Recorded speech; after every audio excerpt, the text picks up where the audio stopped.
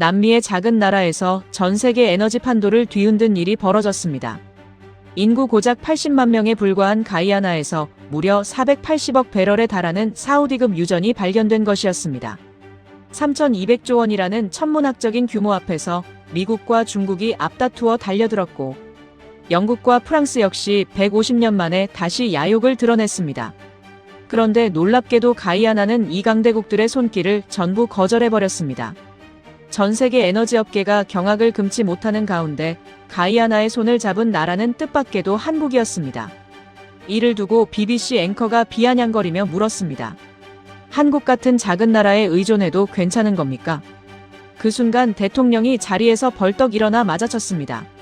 주제넘게 가르치려 들지 마십시오. 전 세계 47개국 2억 명의 눈앞에서 BBC 앵커의 입이 굳어버렸습니다. 과연 그곳에서는 무슨 일이 벌어졌던 것일까요? 지금부터 그 놀라운 이야기를 시작합니다. 자랑스러운 대한민국 여러분들의 많은 댓글로 응원 바랍니다. 지구촌 곳곳에 감동 실화를 전합니다. 구독과 좋아요 큰 힘이 됩니다. 감사합니다. 새벽 4시였습니다. 파리 본사에서 긴급 호출이 걸려왔습니다. 수화기 너머로 본부장의 목소리가 떨리고 있었습니다. 남미에서 사우디급 유전이 터졌다는 말이었습니다. 저는 릭 몽포르입니다. 프랑스 토탈 에너지에서 25년간 해외 유전 개발을 총괄한 이사였습니다. 나이지리아, 앙골라, 이라크, 베네수엘라 세계 곳곳에 유전을 열었고 단 한 번도 빈손으로 돌아온 적이 없었습니다. 그리고 가이아나에서 한국에 패배한 장본인이기도 합니다. 유럽이 150년간 쌓아 올린 것을 한국이 어떻게 무너뜨렸는지 제가 직접 목격한 이야기를 지금 들려드리겠습니다. 당장 출발하라는 지시에 저는 곧바로 책상 서랍을 열었습니다. 낡은 가죽 수첩이 손에 잡혔습니다. 모서리가 닳아서 속살이 드러나 있는 수첩이었습니다. 25년 전 나이지리아 첫 유전 협상 때 산 것으로 펼치면 잉크 냄새가 나는 수첩이었습니다. 첫 페이지부터 빼곡하게 적힌 기록들. 나이지리아 성공, 앙골라 성공, 이라크 성공이라는 글자들이 페이지마다 가득했습니다. 25년 동안 실패라는 글자를 적어본 적이 없었습니다. 새 페이지를 펼쳤습니다. 가이아나라는 이름을 적었습니다. 이번에도 어렵지 않을 것이라고 생각했습니다. 12시간 후 저는 비행기 안에 있었습니다. 창밖으로 대서양이 끝없이 펼쳐져 있었습니다. 노트북을 열어 가이아나를 검색했습니다. 화면에 뜬 숫자들이 우습기까지 했습니다. 인구 80만 명으로 서울 강남구보다 적었고 국내 총생산 150억 달러로 강남구 경제 규모에도 못 미치는 수준이었습니다. 영국에서 독립한 건 1966년이었고 그 전까지 152년간 영국의 식민지였습니다. 주력 산업이라고는 사탕수수와 쌀뿐이었고 첨단 기술은커녕 제대로 된 공장 하나 없는 나라였습니다. 그런데 이상한 기사가 하나 걸렸습니다. 국제통화기금 발표 가이아나 경제성장률 세계 1위라는 내용이었습니다. 석유가 터지기 시작하면서 벌어진 일이었습니다. 인구 80만짜리 나라가 성장률 세계 1위라니 숫자가 말이 되지 않았습니다. 하지만 저는 콧방귀를 뀌웠습니다.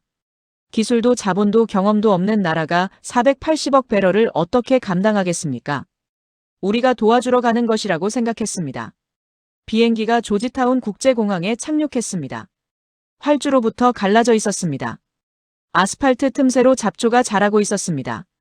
공항 건물은 허름했고 에어컨은 반쯤 죽어 있었습니다. 비행기 문이 열리는 순간 열대의 습기가 확 밀려들었고 셔츠가 등에 달라붙었습니다. 이게 3,200조 원짜리 나라의 관문이라고 저는 속으로 비웃었습니다. 호텔로 이동하는 택시 안에서 창밖을 바라봤습니다. 페인트가 벗겨진 건물들, 온푹 패인 도로 거리에서 과일을 파는 상인들, 맨발로 뛰어다니는 아이들. 152년간 식민 지배를 당한 흔적이 거리 곳곳에 고스란히 남아 있었습니다. 그런데 이상한 것이 눈에 밟혔습니다. 거리 곳곳에 검은 양복을 입은 사람들이 보였습니다. 더운 나라에서 검은 양복이라니 미국인들이었습니다. 호텔 로비에 들어서니 중국어가 들렸고 중국인 사업가들이 때로 몰려와 있었습니다. 엘리베이터 앞에서 낯익은 얼굴과 마주쳤습니다. 영국 BP의 부사장이었습니다. 경쟁자들이 이미 다 모여 있었습니다. 맨발의 아이들이 뛰어다니는 거리와 수천억 달러를 든 양복들이 드나드는 호텔. 로비가 같은 도시 안에 공존하고 있었습니다. 저는 그때부터 긴장하기 시작했습니다. 다음 날 아침 대통령궁으로 향했습니다. 회의실에 들어서니 이미 자리가 꽉 차 있었습니다. 미국 엑슨모빌 남미 총괄 부사장, 중국 CNPC 특사 영국 에너지 부장관 네덜란드 쉘 대표 노르웨이 에퀴노르 이사. 세계 석유업계의 거물들이 한자리에 모인 것이었습니다. 3,200조 원 그 돈 앞에서 국경은 의미가 없었습니다. 문이 열렸습니다. 가이아나 대통령 카시우스 벤턴이 들어왔습니다. 60대 초반의 흑인 남성이었습니다. 체구는 크지 않았지만 눈빛이 날카로웠습니다. 회의실을 천천히 한 바퀴 둘러봤습니다. 눈이 저와 마주쳤을 때 등골이 서늘해지는 걸 느꼈습니다. 그는 누구와도 악수하지 않았습니다. 자리에 앉더니 입을 열었습니다. 여러분 멀리서 와주셔서 감사합니다. 목소리는 담담했습니다. 하지만 그 담담함이 오히려 무거웠습니다. 우리 앞바다에서 480억 배럴의 석유가 발견됐습니다. 회의실이 순간 술렁였습니다. 숫자는 이미 알고 있었습니다. 하지만 이 나라의 대통령 입에서 직접 들으니 다시 한번 충격이었습니다. 480억 배럴이면 사우디아라비아 가와르 유전에 맞먹는 규모였습니다. 현재 유가로 3,200조 원이었고 가이아나 국민 80만 명이 1인당 40억 원씩 나눠 가질 수 있는 금액이었습니다. 대통령이 말을 이었습니다. 하지만 우리는 기쁘지 않습니다. 회의실이 조용해졌습니다. 3,200조 원인데 기쁘지 않다고 저는 의아했습니다. 대통령이 창밖을 바라봤습니다. 낡은 건물 깨진 도로 맨발의 아이들이 보였습니다. 저 거리를 보십시오. 대통령의 목소리가 낮아졌습니다. 우리는 152년간 영국의 식민지였습니다. 그들은 우리 땅에서 금을 캤습니다. 사탕수수를 가져갔습니다. 서아프리카에서 끌려온 우리 조상들은 농장에서 죽어갔습니다. 인도에서 건너온 계약 노동자들은 임금도 받지 못한 채 쓰러졌습니다. 회의실의 공기가 무거워졌습니다. 1966년에 독립했을 때 남은 게 뭐였을까요? 구멍 뚫린 산과 오염된 강뿐이었습니다. 저는 불편해졌습니다. 150년 전 이야기를 이 자리에서 꺼낼 줄은 몰랐습니다. 대통령이 다시 입을 열었습니다. 이제 석유가 발견됐습니다. 세계가 또다시 우리에게 손을 뻗고 있습니다. 그의 눈빛이 차가워졌습니다. 여러분은 우리를 도우러 온 겁니까? 아니면 또다시 가져가러 온 겁니까? 회의실이 얼어붙었습니다. 아무도 대답하지 못했습니다. 저도 입을 열 수 없었습니다. 25년간 수많은 협상을 해왔지만 이런 질문을 받은 것은 처음이었습니다. 도우러 온 겁니까? 가져가러 온 겁니까? 그 질문이 가슴 한가운데에 박혔습니다. 대통령이 자리에서 일어났습니다. 각자 제안서를 준비해 오셨겠죠? 내일부터 개별 미팅을 시작하겠습니다. 회의실을 나서는 대통령의 뒷모습을 바라봤습니다. 체구는 작았지만 그림자는 컸습니다. 저는 그때 처음으로 묘한 불안감을 느꼈습니다. 이번 협상은 뭔가 다르겠구나 하지만 그게 어떤 의미인지는 아직 몰랐습니다. 호텔로 돌아와 수첩을 펼쳤습니다. 가이아나라는 이름 옆에 물음표를 하나 적었습니다. 25년 만에 처음 적는 물음표였습니다. 다음 날 아침이 밝았습니다. 첫 번째 미팅은 미국이었습니다. 복도에서 엑슨모빌 남미 총괄 부사장 브랜든 하퍼를 마주쳤습니다. 텍사스 출신 특유의 느긋한 악수를 건네며 그가 말했습니다. 이번에도 우리가 먼저 들어간다네. 자네들은 그 다음이야. 저는 속으로 코웃음 쳤습니다. 하퍼가 회의실로 들어갔습니다. 저는 복도 의자에 앉아 기다렸습니다. 1시간, 2시간, 3시간이 지났습니다. 회의실 문이 열렸습니다. 하퍼의 표정이 굳어 있었습니다. 아침에 보여줬던 느긋함이 완전히 사라져 있었습니다. 그가 저를 스쳐 지나가며 중얼거렸습니다. 건방진 것들. 저는 회의실 안을 슬쩍 들여다봤습니다. 벤턴 대통령이 창밖을 바라보고 있었습니다. 그의 얼굴에는 아무런 표정이 없었습니다. 마치 방금 3시간짜리 협상이 아니라 잠깐 차 한잔 마시고 온 사람 같았습니다. 오후에 제 차례가 왔습니다. 저는 자신 있었습니다. 프랑스 토탈 에너지 150년 역사의 유럽 최대 에너지 기업이었습니다. 아프리카와 남미에서 쌓은 경험도 있었습니다. 미국이 실패했다면 오히려 우리에게 기회였습니다. 회의실에 들어섰습니다. 벤턴 대통령 옆에는 젊은 흑인 남성이 한 명 더 앉아 있었습니다. 나중에 알게 됐지만 그의 이름은 네이선 포브스였습니다. 영국 런던 대학교에서 석유공학 박사 학위를 받은 기술 이사였습니다. 저는 준비해온 프레젠테이션을 펼쳤습니다. 화려한 3D 그래픽 최첨단 시추선 이미지, 정제시설 조감도가 화면을 채웠습니다. 토탈 에너지는 150년 역사를 가진 기업입니다. 자신감 있게 말했습니다. 아프리카 17개국, 남미 8개국에서 유전을 개발했습니다. 가이아나에도 최고의 기술을 제공하겠습니다. 로열티 18%를 드리겠습니다. 미국보다 6% 높은 조건이었습니다. 그리고 정제시설도 건설해드리겠습니다. 대통령의 눈썹이 올라갔습니다. 어디에요? 프랑스 마르세유입니다. 잠시 침묵이 흘렀습니다. 옆에 앉아있던 네이선이 입을 열었습니다. 가이아나가 아니라 프랑스에 짓는다는 거군요. 저는 고개를 끄덕이며 설명했습니다. 정제시설은 수백억 달러가 듭니다. 가이아나 경제 규모로는 감당이 어려우시죠. 프랑스에서 정제해서 제품을 납품해드리는 게 훨씬 효율적입니다. 네이선이 서류를 넘기며 다시 물었습니다. 그럼 가이아나 국민 고용은요? 현장 노동자로 1200명 정도 채용 가능합니다. 네이선의 목소리는 차분했습니다. 하지만 그 차분함 속에 칼날이 있었습니다. 80만 국민 중 1200명, 그것도 단순 노동자로. 벤턴 대통령이 천천히 입을 열었습니다. 몽포르 이사님, 우리 땅에 150년 전에도 프랑스 기업이 왔습니다. 저는 움찔했습니다. 그때도 비슷한 말을 했죠. 우리가 도와주겠다, 기술을 제공하겠다, 고용을 창출하겠다. 대통령의 목소리가 낮아졌습니다. 결과가 어땠는지 아십니까? 저는 대답하지 못했습니다. 우리 조상들은 금광에서 죽어갔습니다. 사탕수수 밭에서 등이 휘어졌습니다. 프랑스 기업들은 배를 채우고 떠났습니다. 남은 건 빈 땅뿐이었습니다. 대통령이 저를 똑바로 쳐다봤습니다. 이번에는 다르다고 말씀하실 건가요? 저는 입술을 깨물었습니다. 그건 과거입니다. 지금은 다릅니다. 뭐가 다르죠? 네이선이 끼어들었습니다.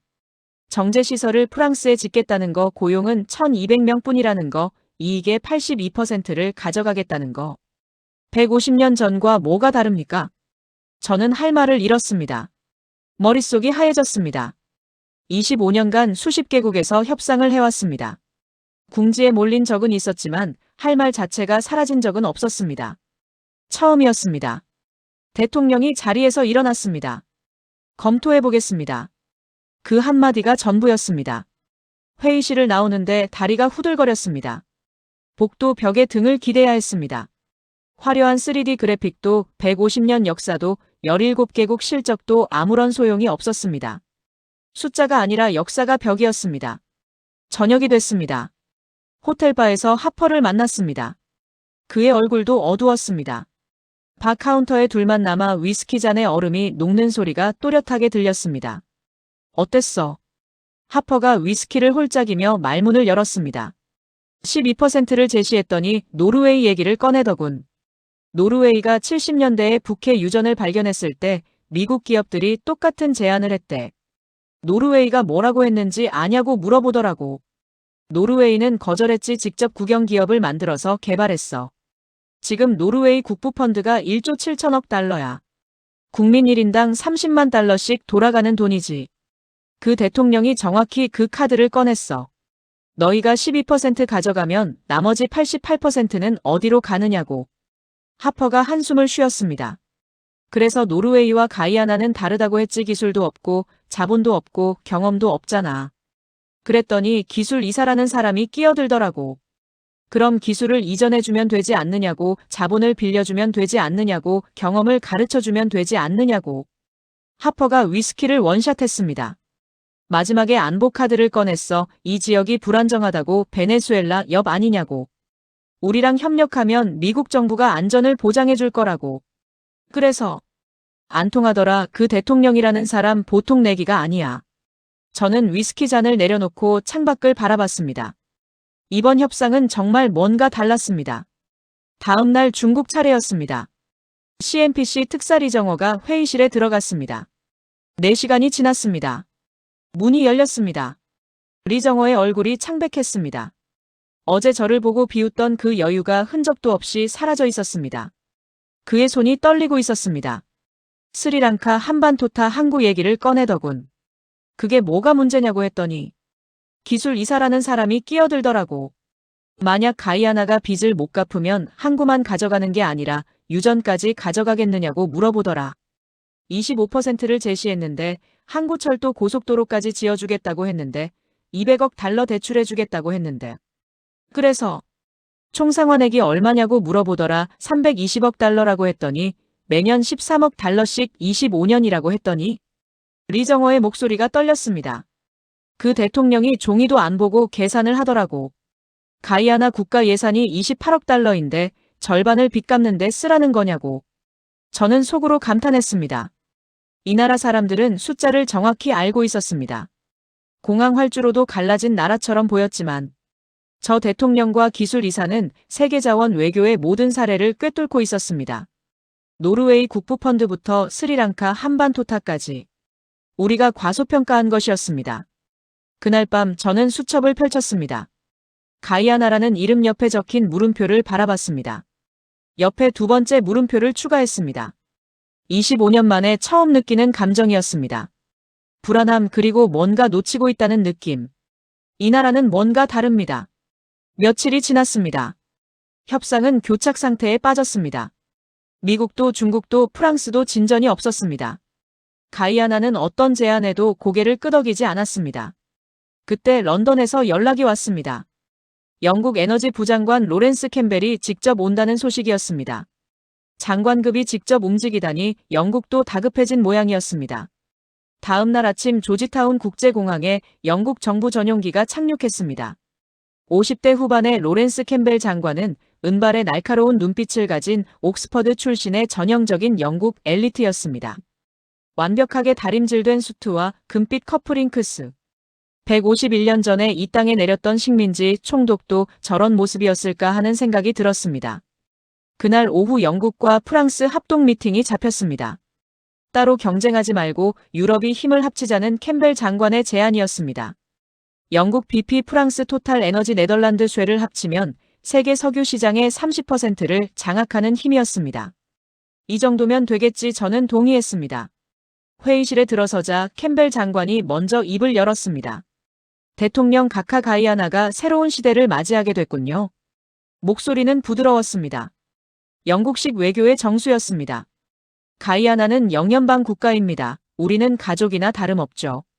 가족이라는 단어를 꺼내다니 역시 영국식 외교라는 생각이 들었습니다. 하지만 152년간 이 가족에게 한 일을 생각하면 그 단어가 입에서 어떻게 나오는 건지 이해할 수 없었습니다. 제가 프레젠테이션을 이어받았습니다. 유럽 컨소시엄을 제안합니다. 로열티 22%를 드리겠습니다. 미국보다 10% 높고 중국보다도 높은 조건입니다. 남미 해양 개발에서 유럽의 경험은 150년입니다. 특히 한국 같은 신흥국과는 차원이 다릅니다. 한국이라는 이름이 이 회의실에서 처음 나왔습니다.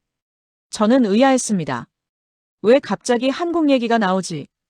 캠벨 장관이 말을 이었습니다. 한국이 해양 플랜트 시장에서 약진하고 있다고 들었습니다. 하지만 경험이 부족합니다. 조선소에서 배 좀 만든다고 유전을 개발할 수 있는 건 아닙니다. 50년도 안 되는 역사로 뭘 할 수 있겠습니까? 저도 고개를 끄덕였습니다. 비교 대상도 안 된다고 생각했습니다. 벤턴 대통령이 조용히 듣고 있었습니다. 그의 표정은 읽을 수 없었습니다. 네이선도 아무 말 없이 펜만 돌리고 있었습니다. 너무 조용했습니다. 폭풍전의 고요 같았습니다. 캠벨 장관이 결론을 냈습니다. 유럽을 선택하십시오. 우리는 150년간 이 분야를 이끌어왔습니다. 회의실이 조용해졌습니다. 벤턴 대통령이 천천히 입을 열었습니다. 장관님 150년이라고 하셨죠. 대통령의 목소리가 낮아졌습니다. 그 낮아지는 톤을 저는 이미 경험한 적이 있었습니다. 목소리가 낮아질수록 무거워지고 무거워질수록 위험해지는 톤이었습니다. 150년 전에도 유럽 사람들이 이 땅에 왔습니다.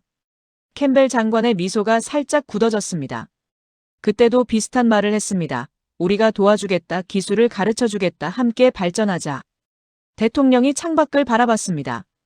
저 창밖을 보십시오. 낡은 건물들, 갈라진 도로, 녹슨 가로등, 저게 150년 협력의 결과입니다. 저는 움찔했습니다. 우리 증조 할아버지는 영국 사탕수수 농장에서 일했습니다. 하루 16시간 임금은 없었습니다. 캠벨 장관의 얼굴이 붉어졌습니다. 그건 오래전 일입니다. 지금은 다릅니다. 뭐가 다르죠? 대통령의 눈빛이 날카로워졌습니다. 22% 로열티 나머지 78%는 누가 가져갑니까? 당연히 우리입니다. 정제시설은 어디에 짓습니까? 유럽입니다. 기술 인력은 누가 됩니까? 유럽인들입니다. 가이아나 국민은 뭘 합니까? 대통령이 손가락으로 책상을 두드렸습니다. 또각또각. 그 소리가 회의실에 울렸습니다. 단순 노동자 1,500명 80만 국민 중 1,500명. 대통령이 자리에서 일어났습니다. 150년 전과 뭐가 달라진 겁니까? 그때는 사탕수수였고 지금은 석유일 뿐 구조는 똑같습니다. 우리가 땅을 내주고 당신들이 가져가는 거죠. 캠벨 장관이 당황했습니다. 각하 오해가 있으신 것 같습니다. 오해요. 대통령의 목소리가 높아졌습니다. 장관님 질문 하나 하겠습니다. 말씀하십시오. 영국이 152년간 이 땅을 지배하면서 학교를 몇 개 지었습니까? 캠벨 장관이 대답하지 못했습니다. 병원은요? 침묵이었습니다. 도로는요? 또 침묵이었습니다. 캠벨 장관의 입술이 파르르 떨렸습니다. 대통령의 손바닥이 마호가니 테이블을 내리쳤습니다. 물잔이 튀었습니다. 그 소리가 회의실 벽에 부딪혀 메아리 쳤습니다. 하나도 안 지었습니다. 당신들은 가져가기만 했습니다. 금을 가져갔습니다. 사탕수수를 가져갔습니다. 우리 조상들의 피와 땀을 가져갔습니다. 그리고 남긴 건 뭡니까? 구멍 뚫린 산 오염된 강 문맹률 40%의 국민. 그게 152년 협력의 결과입니다. 캠벨 장관의 얼굴이 하얗게 질렸습니다. 각하. 대통령이 손을 들었습니다. 장관님 더 들을 필요 없습니다. 회의는 여기까지입니다. 나가 주십시오. 회의실이 얼어붙었습니다. 캠벨 장관이 벌떡 일어났습니다. 이건 외교적 결례입니다. 대통령이 차갑게 대답했습니다. 152년간의 착취가 결례가 아니고 이게 결례입니까? 캠벨 장관이 서류를 쓸어 담으며 외쳤습니다. 후회하실 겁니다. 그는 문을 박차고 나갔습니다. 문이 경첩해서 비명을 질렀습니다. 복도에 메아리가 퍼졌습니다. 회의실에 남은 사람들은 누구도 숨을 쉬지 않았습니다. 저는 그 자리에 얼어붙어 있었습니다. 25년간 수많은 협상을 해왔지만 장관급 인사가 회의장에서 쫓겨나는 건 처음 봤습니다. 대통령이 저를 쳐다봤습니다. 몽포르 이사님, 프랑스도 마찬가지입니다. 그의 목소리는 담담했습니다. 분노가 아니었습니다. 그냥 사실을 말하는 사람의 목소리였습니다. 그게 더 무거웠습니다. 150년간 당신들이 한 일을 우리는 기억하고 있습니다. 저는 고개를 숙였습니다. 할 말이 없었습니다. 영국 장관이 쫓겨난 다음 날 분위기가 완전히 바뀌었습니다. 미국 하퍼가 짐을 쌌습니다. 워싱턴에서 호출이 왔다며 떠났습니다. 중국 리정어도 베이징으로 돌아갔습니다. 영국 캠벨 장관은 이미 전날 밤 비행기를 탔습니다. 며칠 전만 해도 로비에서 4개 국어가 동시에 들렸습니다. 검은 양복들이 북적거렸습니다. 지금은 천장 선풍기 소리뿐이었습니다. 저만 남았습니다. 파리 본사에서 연락이 왔습니다. 다들 빠졌으니까 다시 들어가 조건을 더 올려 25%까지 가도 돼. 알겠습니다. 전화를 끊고 창밖을 바라봤습니다. 하지만 마음 한구석이 불안했습니다. 저 사람들이 원하는 건 퍼센트가 아닌 것 같았습니다. 다음 날 아침 회의실에 들어섰습니다. 이번에는 재무장관 올리비아 매닝이 새로 합류해 있었습니다. 40대 초반의 흑인 여성으로 단정한 정장 차림에 날카로운 눈빛을 가진 사람이었습니다. 군더더기가 없는 사람이라는 게 한눈에 보였습니다. 저는 모든 카드를 꺼냈습니다. 25% 로열티를 제한합니다. 미국의 2배입니다. 정제시설을 가이아나 국내에 건설하겠습니다. 비용은 전액 토탈 에너지가 부담합니다. 가이아나 청년 1000명을 프랑스에서 훈련시키겠습니다. 매닝 장관이 입을 열었습니다. 인상적인 제안이네요. 하지만 몇 가지 질문이 있습니다. 정제시설 운영권은 누가 갖습니까? 공동 운영입니다. 지분 구조는요? 토탈 에너지 60% 가이아나 정부 40%입니다. 그럼 의사결정권은 토탈 에너지에 있겠군요. 저는 대답하지 못했습니다. 네이선이 끼어들었습니다. 청년 교육 프로그램 1000명을 프랑스에서 훈련시킨다고 하셨죠. 훈련 후에 그들은 어디서 일하게 됩니까? 당연히 가이아나에서입니다. 네이선이 서류를 꺼냈습니다. 아프리카 사례를 보면 다릅니다. 나이지리아, 앙골라, 가봉에서 토탈에너지가 교육시킨 현지 인력의 70%가 결국 유럽 본사에서 일하고 있습니다. 현지에 남는 건 30%뿐입니다. 식은땀이 났습니다. 그 자료를 어디서 구한 거지? 런던 대학교 석유공학 박사 이 사람은 서방의 논리를 서방의 무기로 되갚고 있었습니다. 이번에도 똑같은 패턴 아닙니까? 저는 반박할 수가 없었습니다. 그가 말한 것이 사실이었으니까요. 벤턴 대통령이 천천히 입을 열었습니다. 25%는 감사합니다. 하지만 여전히 75%는 프랑스가 가져갑니다. 정제시설 의사결정권도 프랑스가 갖습니다. 교육받은 인력도 상당수가 프랑스로 갑니다. 이게 진정한 파트너십입니까? 대통령은 제 대답을 기다리지 않았습니다. 이미 답을 알고 있었으니까요. 계약은 성사되지 않았습니다. 호텔로 돌아오는 택시 안에서 창밖을 바라봤습니다. 신호에 걸려 택시가 멈췄습니다. 카페 앞에 젊은이들이 모여 스마트폰 화면을 열심히 보고 있었습니다. 창문을 내렸습니다.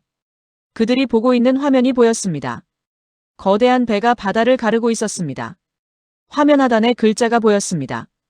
한국 LNG선 세계 점유율 94%. 저는 고개를 갸우뚱거렸습니다. 신호가 바뀌었고 택시가 출발했습니다. 하지만 그 숫자가 머릿속에서 떠나지 않았습니다. 호텔에 돌아와 노트북을 열었습니다. 한국 조선업을 검색했습니다. 결과가 쏟아졌습니다. 한국 LNG선 세계 점유율 94%. 눈을 의심했습니다. 94%면 거의 독점 아닌가. 더 찾아봤습니다. 삼성중공업, HD, 현대중공업, 한화오션 세계 조선 시장의 절반을 한국이 장악하고 있었습니다. 해양 플랜트 시장 점유율 70%, FPSO 건조 실적 세계 1위. FPSO란 바다 위에 떠서 원유를 뽑아내고 저장하는 초대형 구조물입니다. 길이 340m 축구장 3개를 합친 크기. 이걸 만들 수 있는 곳이 전 세계에 한국 3곳과 싱가포르 1곳뿐이었습니다. 미국도 못 만들었습니다. 영국도 프랑스도 마찬가지였습니다. 한국 GDP 세계 12위 1조 7천억 달러로 영국, 프랑스와 비슷한 규모였습니다. 1인당 GDP 3만 5천 달러로 선진국 수준이었습니다. 그런데 이상한 것이 있었습니다. 한국 석유 생산량 0. 천연가스 생산량 거의 0. 석유 한 방울 안 나는 나라였습니다. 자원이 없는 나라가 어떻게 세계 경제대국이 된 것인지 더 검색했습니다. 한국 전쟁이 끝났을 때 1인당 GDP가 67달러였습니다. 아프리카 최빈국보다 가난했습니다. 거기서 70년 만에 3만 5천 달러 500배 성장. 자원 없이 기술만으로. 저는 한참 동안 화면을 바라봤습니다. 150년 역사의 프랑스 토탈 에너지와 70년 역사의 한국 조선업. 그런데 해양 플랜트 분야에서는 한국이 앞서 있었습니다. HD 현대중공업이 만든 FPSO는 32만 톤급 선체에 200만 배럴을 저장할 수 있었습니다. 한화의 최신 설계는 제로 플레어링 시스템의 디지털 트윈 기술까지 적용되어 있었습니다. 삼성 엔지니어링은 중동에서 수십억 달러짜리 프로젝트를 연달아 수주하고 있었습니다.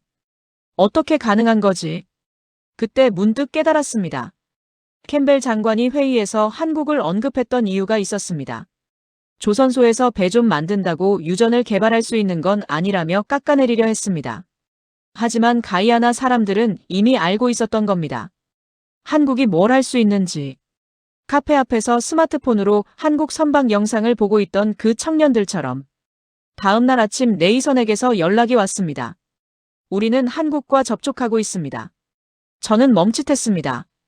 한국 석유공사와 한국 조선사들입니다. 얼마나 진행됐습니까?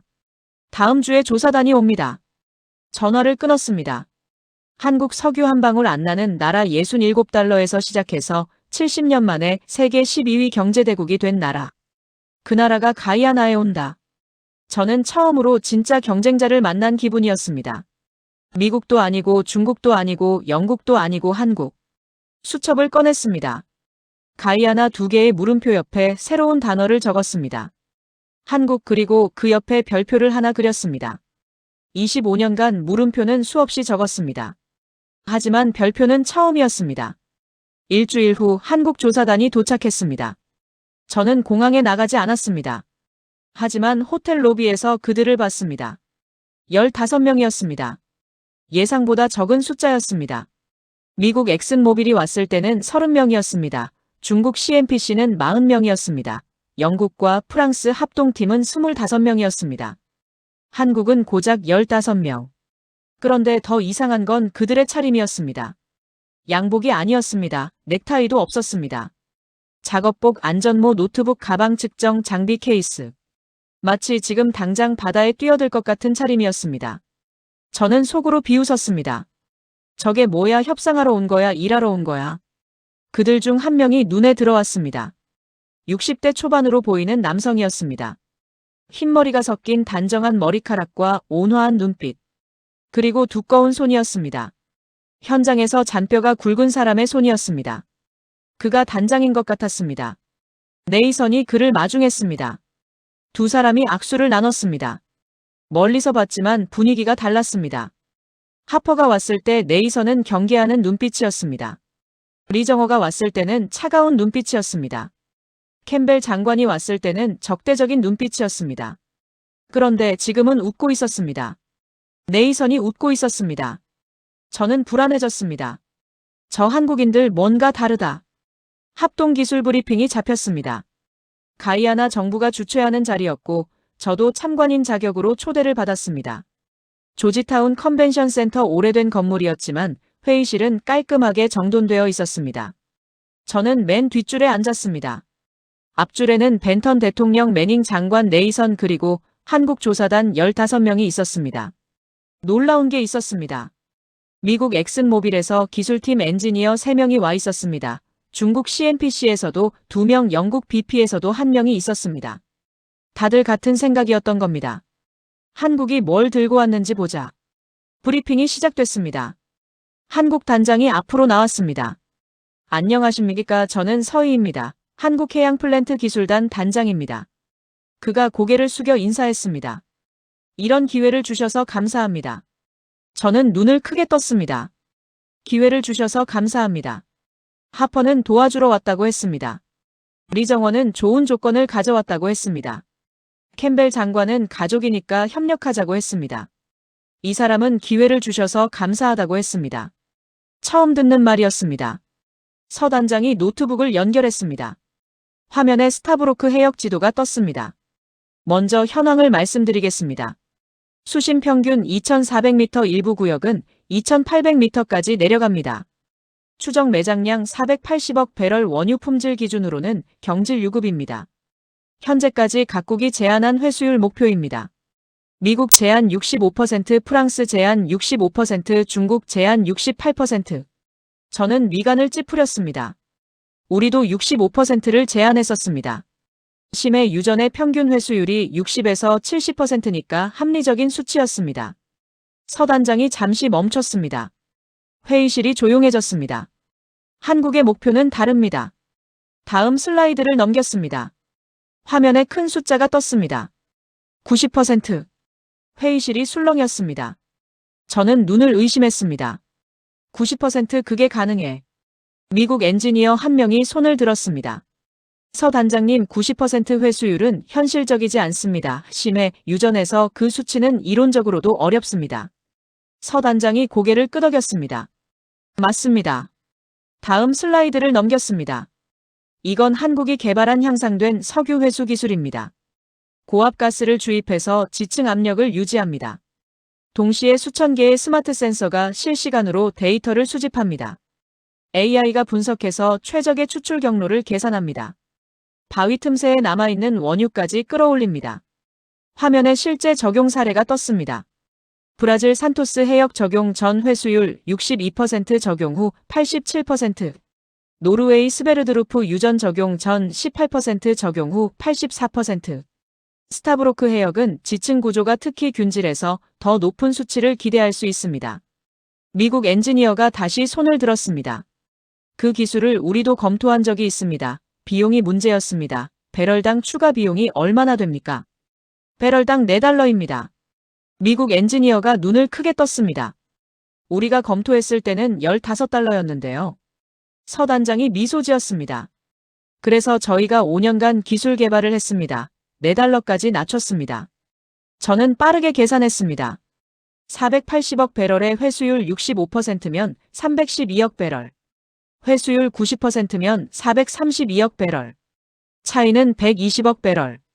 배럴당 $80로 계산하면 9,600억 달러. 한화로 약 1,200조 원. 손이 떨렸습니다. 1,200조 원을 더 뽑아낼 수 있다고. 서 단장이 다음 슬라이드로 넘어갔습니다. 거대한 구조물 사진이 떴습니다. FPSO 길이 340m 폭 62m 축구장 3개를 합친 크기입니다. 1일 생산 능력 19만 배럴 저장 용량 238만 배럴 설계 수명 20년. 제로 플레어링 시스템 디지털 트윈 기반 예측 정비 체계. 서 단장이 숫자를 보여줬습니다. 현재 세계 FPSO 건조 실적 1위 한국 삼성중공업, 2위 한국 HD, 현대중공업, 3위 한국 한화오션. 세계 시장 점유율 한국 71%. 중국 엔지니어가 조심스럽게 물었습니다. 건조 기간은 얼마나 걸립니까? 24개월입니다. 우리가 검토했을 때는 최소 48개월이었는데요. 서 단장이 고개를 끄덕였습니다. 그래서 한국 조선소의 경쟁력이 있는 겁니다. 저는 주변을 둘러봤습니다. 미국 엔지니어들, 중국 엔지니어들, 영국 엔지니어 모두 같은 표정이었습니다. 충격 그리고 당혹감. 서 단장이 마지막으로 말했습니다. 한국은 채굴권을 원하지 않습니다. 회의실이 다시 술렁였습니다. 채굴권은 가이아나 정부가 100% 보유하십시오. 한국은 기술 파트너로 참여하겠습니다. 수익 배분은 가이아나 70%, 한국 30%를 제안합니다. 저는 귀를 의심했습니다. 70%를 가이아나에게. 미국은 12%를 줬습니다. 중국은 25%, 프랑스는 25%. 한국은 70%를 주겠다고. 네이선이 질문했습니다. 왜 그렇게 좋은 조건을 주십니까? 서 단장이 대답했습니다. 가이아나의 자원이니까요. 우리는 기술과 자본을 제공하는 대가로 30%를 가져가는 겁니다. 당연한 거 아닙니까? 회의실이 조용해졌습니다. 미국 엔지니어가 펜을 떨어뜨렸습니다. 아무도 죽지 않았습니다. 저는 자리에서 일어났습니다. 더 이상 앉아 있을 수 없었습니다. 복도로 나왔습니다. 뒤에서 영국 BP 엔지니어가 따라왔습니다. 그의 얼굴도 창백했습니다. 몽포르 이사님, 이건 우리가 30년을 연구해도 못 따라잡을 기술입니다. 150년간 우리가 쌓은 것을 70년 만에 저들이 넘어섰습니다. 기술로, 조건으로, 그리고 태도로. 한국조사단이 돌아간 뒤 수주간의 협상 끝에 가이아나 정부는 공식 발표를 했습니다. 스타브로크 해역 개발 파트너로 대한민국을 선택한다. 전 세계가 발칵 뒤집혔습니다. CNN 속보, BBC 특보, 워싱턴 포스트, 파이낸셜 타임스 모든 언론이 같은 질문을 던졌습니다. 경험 없는 한국이 480억 배럴을 감당할 수 있을까? 발표 2주 후 BBC에서 가이아나 대통령을 인터뷰하겠다고 했습니다. 날카로운 질문으로 유명한 프로그램이었고 진행자는 앤드루 펠트였습니다. 수많은 정상들을 궁지에 몰았던 그가 직접 조지타운으로 온다고 했습니다. 47개국 생중계였습니다. 인터뷰 당일 조지타운 국영방송국 스튜디오. 저는 맨 뒷줄에 앉았습니다. 카메라 6대의 빨간 온에어 불빛이 대기 중이었습니다. 조명이 벤턴 대통령의 얼굴을 비추고 있었습니다. 맞은편에 앤드루 펠트가 앉아 있었습니다. 50대 중반의 백인 남성으로 날카로운 눈빛과 입가에 살짝 걸린 미소. 이건 쉬운 인터뷰가 될 거야. 그 미소에는 그런 확신이 묻어 있었습니다. 카운트다운이 시작됐습니다. 빨간 불이 들어왔습니다. 대통령 각하 먼저 축하드립니다. 가이아나가 세계적인 주목을 받고 있습니다. 감사합니다. 480억 배럴의 석유 3,200조 원의 가치. 그런데 이해가 안 되는 부분이 있습니다. 미국, 중국, 영국, 프랑스 세계 최고의 석유 기업들이 제안을 했습니다. 가이아나는 전부 거절했습니다. 그리고 선택한 나라가 한국입니다. 네, 맞습니다. 펠트의 눈빛이 날카로워졌습니다. 한국은 석유가 한 방울도 나지 않는 나라입니다. 석유 개발 경험도 거의 없습니다. 솔직히 여쭙겠습니다. 한국 같은 작은 나라에 의존해도 괜찮은 겁니까? 저는 숨을 죽였습니다. 모든 서방 언론이 던지고 싶었던 질문이었습니다. 대통령의 표정이 변했습니다. 미소가 사라졌습니다. 잠깐요, 한국이 작은 나라라고 하셨습니까? 상대적으로 그렇다는 겁니다. 미국이나 중국에 비하면. 펠트 씨, 한국 GDP가 세계 몇 위인지 아십니까? 펠트가 잠시 멈칫했습니다. 12위입니다. 1조 7천억 달러, 영국보다 높습니다. 펠트의 얼굴이 살짝 굳어졌습니다. 한국 조선업이 세계 몇 위인지 아십니까? 1위입니다. 세계 선박의 40%를 한국이 만듭니다. LNG선은 94%를 한국이 만듭니다. 대통령의 목소리가 높아졌습니다. 미국이 LNG선을 만들 수 있습니까? 펠트가 입을 열었다 닫았습니다. 못 만듭니다. 영국은요? 못 만듭니다. 중국은요? 기술이 부족해서 아직 초보 단계입니다. 대통령이 펠트를 똑바로 쳐다봤습니다. 세계에서 LNG선을 제대로 만들 수 있는 나라는 한국뿐입니다. 그런데 한국이 작은 나라라고요. 펠트의 얼굴이 붉어졌습니다. 그리고 한 가지 더. 영국이 가이아나를 지배한 기간이 얼마인지 아십니까? 152년입니다. 152년 동안 영국은 이 땅에서 금을 캤습니다. 사탕수수를 가져갔습니다. 우리 조상들을 농장에서 죽게 했습니다. 독립했을 때 영국이 남기고 간 게 뭔지 아십니까? 학교 하나도 없었습니다. 병원도 하나도 없었습니다. 대통령이 카메라를 똑바로 응시했습니다. 한국은 뭘 제안했는지 아십니까? 로열티 70% 정제 시설은 가이아나에 짓겠다고 했습니다. 우리 청년 2,000명을 한국에서 교육시켜 주겠다고 했습니다. 152년간 영국이 해주지 않은 걸 한국은 1년 만에 약속했습니다. 대통령이 자리에서 벌떡 일어났습니다. 펠트 씨, 그리고 이 방송을 보고 계신 모든 분들께 말씀드립니다. 대통령의 목소리가 또렷했습니다. 주제 넘게 가르치려 들지 마십시오. 스튜디오가 진공 상태가 됐습니다. 우리가 누구와 협력할지는 우리가 결정합니다. 당신들이 아닙니다. 우리 조상들은 152년간 선택권이 없었습니다. 하지만 지금은 다릅니다. 우리는 독립국입니다. 그리고 우리는 한국을 선택했습니다. 5초 10초. 카메라 뒤에서 스태프 한 명이 숨을 삼키는 소리가 마이크에 잡혔습니다. 역대 BBC 인터뷰 중 가장 긴 침묵이었습니다. 펠트가 겨우 입을 열었습니다. 감사합니다. 그게 전부였습니다. 인터뷰가 끝났습니다. 카메라에 빨간 불이 꺼졌습니다. 펠트가 자리에서 일어났습니다. 대통령에게 악수도 청하지 않고 그냥 나가버렸습니다. 저는 맨 뒷줄에서 주먹을 쥐고 있었습니다. 분노인지 감탄인지 저도 몰랐습니다. 인터뷰 영상은 그날 밤 세계에 퍼졌습니다. 24시간 만에 조회수가 폭발했습니다. 역대 BBC 인터뷰 중 가장 많은 조회수였습니다. CNN이 속보를 냈습니다. 가이아나 대통령 BBC 앵커를 침묵시키다. 파이낸셜 타임스의 논조가 바뀌었습니다. 가이아나 한국 모델 자원 개발의 새 패러다임. 우리가 진 게 아니었습니다. 박살이 난 것이었습니다. 그날 밤 저는 수첩을 펼쳤습니다. 25년간의 기록을 넘겼습니다. 나이지리아 성공, 앙골라 성공, 이라크 성공 페이지마다 성공이라는 글자가 빼곡했습니다. 마지막 페이지를 펼쳤습니다. 가이아나. 펜을 집어들었습니다. 손이 떨렸습니다. 천천히 적었습니다. 결과 패배. 25년 만에 처음 적는 글자였습니다. 새벽 3시 파리 본사에 전화를 걸었습니다. 늦었습니다. 완전히요. 침묵이 흘렀습니다. 한국한테요. 그 작은 나라한테요. 저는 쓴웃음을 지었습니다. 작은 나라가 아니었습니다. 우리가 몰랐던 겁니다. 대체 뭐가 달랐던 거야? 저는 창밖을 바라봤습니다. 조지타운의 밤하늘에 별이 떠 있었습니다. 우리는 가져가려고 했습니다. 12%, 18%, 22%, 25% 숫자만 올렸지 본질은 같았습니다. 최대한 많이 가져가는 것, 그게 우리의 목표였습니다. 그래서 한국은 달랐습니다. 70%를 줬습니다. 정제시설을 가이아나에 짓겠다고 했습니다. 청년 2,000명을 교육시키겠다고 했습니다. 기술을 이전하겠다고 했습니다. 그들은 가져가러 온 게 아니었습니다. 남기러 온 것이었습니다. 전화기 너머로 한숨소리가 들렸습니다. 150년 역사가 70년 역사해졌습니다. 경험이 기술해졌습니다. 착취가 협력해졌습니다. 그래서 어떻게 할 거야? 여기 남겠습니다. 한국이 정말로 약속을 지키는지 직접 보고 싶습니다. 전화를 끊었습니다. 수첩을 다시 펼쳤습니다. 결과 패배 그 밑에 한 줄을 더 적었습니다. 하지만 끝은 아니다. 창밖으로 동이 트기 시작했습니다. 조지타운의 하늘이 붉게 물들고 있었습니다. 3년이 흘렀습니다.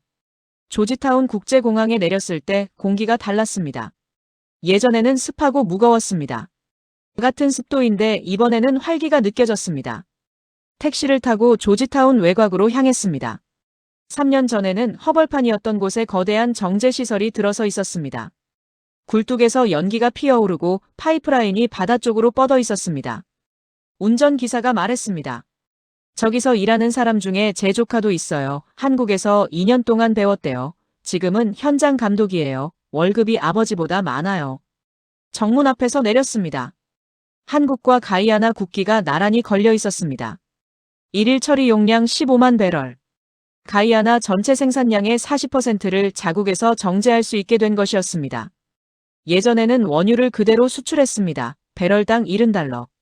지금은 정제유로 수출합니다. 배럴당 95달러. 배럴당 25달러의 부가가치가 생긴 것이었습니다. 컨트롤룸에 들어갔습니다. 대형 모니터 12개가 벽면을 채우고 있었습니다. 20명 정도가 일하고 있었습니다. 놀라운 건 그중 18명이 가이아나 사람이었습니다. 한국인은 2명뿐이었습니다. 그중 1명이 다가왔습니다. 낯익은 얼굴이었습니다. 3년 전 브리핑룸에서 뒤에 조용히 서 있던 청년 에릭이었습니다. 지금은 현장 총괄 매니저 명찰을 달고 있었습니다. 기억하시나요? 3년 전 브리핑 때 뒤에 있던 인턴이었어요. 물론 기억합니다. 그때 한국 분들이 저한테 물었어요. 해양공학 공부하고 싶은지. 그래서 한국에 갔어요.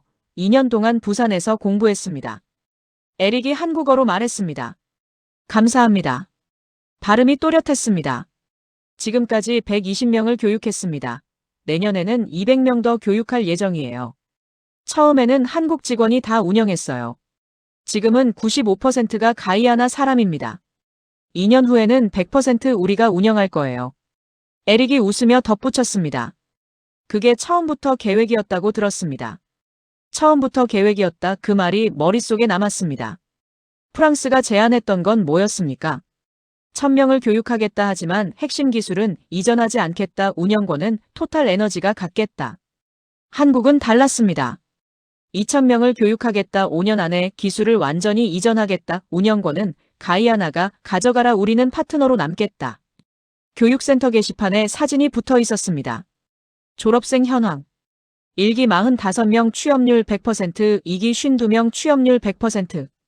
한국 국기와 가이아나 국기 앞에서 찍은 단체 사진 모두가 웃고 있었습니다. 밖으로 나왔습니다. 해가 지고 있었습니다. 정제시설의 굴뚝 연기가 노을빛에 물들어 있었습니다. 수첩을 꺼냈습니다. 3년 전에 적었던 메모가 보였습니다. 결과 패배하지만 끝은 아니다. 그 아래 빈 공간에 적었습니다. 그들은 석유를 가져가지 않았다. 사람을 남겼다. 파리 본사에 마지막 전화를 걸었습니다. 말씀드릴 게 있습니다. 자원 개발의 정답을 받습니다. 가져가는 게 아니라 남기는 겁니다. 공항으로 향하는 택시 안에서 창밖을 바라봤습니다. 3년 전에는 강대국들의 먹잇감이었던 나라. 지금은 스스로 미래를 설계하고 있었습니다. 출국장에 들어가기 전 뒤를 돌아봤습니다.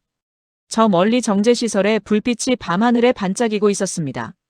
한국이라는 나라 석유 한 방울 나지 않는 나라. 하지만 그들은 기술로 세계 12번째 경제대국이 됐습니다. 그리고 그 기술을 나눴습니다. 가져가지 않고 남겼습니다. 수첩을 마지막으로 펼쳤습니다. 빈 페이지에 한 줄을 적었습니다. 나는 25년 동안 자원을 가져갔다. 그들은 3년 만에 미래를 심었다. 수첩을 덮었습니다. 지금까지 프랑스 토탈 에너지 전 해외 자원 개발 총괄 이사링 몽포르의 이야기였습니다. 480억 배럴 3,200조 원 앞에서 미국도 중국도 영국도 프랑스도 달려왔습니다. 150년 역사를 앞세운 유럽이 200억 달러를 들고 온 중국이 안보 카드까지 꺼낸 미국이 전부 거절당했습니다. 한국은 뭘 들고 갔습니까? FPSO 세계 점유율 71%, LNG선 세계 점유율 94%, 회수율 90%를 만드는 기술. 그리고 단 한마디였습니다. 가이아나의 자원이니까요. 당연한 거 아닙니까? 강대국들은 석유를 가져가려 했습니다. 한국은 사람을 남겼습니다. 정제시설을 가이아나 땅에 지었습니다. 청년 2,000명을 교육시켰습니다. 3년 만에 운영 인력의 95%를 가이아나 사람으로 채웠습니다. 그리고 현장 총괄 매니저 에릭은 부산에서 배운 한국어로 이렇게 말했습니다. 감사합니다. 석유 한 방울 나지 않는 나라 전쟁의 폐허에서 1인당 67달러로 시작한 나라, 그 나라가 70년 만에 기술로 세계를 바꾸고 있습니다. 가져가지 않고 남기는 방식으로. 25년간 한 번도 진 적 없던 프랑스 에너지업계의 베테랑이 수첩에 이렇게 적었습니다. 나는 25년 동안 자원을 가져갔다. 그들은 3년 만에 미래를 심었다. 150년의 착취를 70년의 기술이 뒤집었습니다. 그 나라의 이름은 대한민국입니다. 자랑스러운 대한민국 여러분들의 많은 댓글로 응원 바랍니다. 지구촌 곳곳에 감동 실화를 전합니다. 구독과 좋아요 큰 힘이 됩니다. 감사합니다.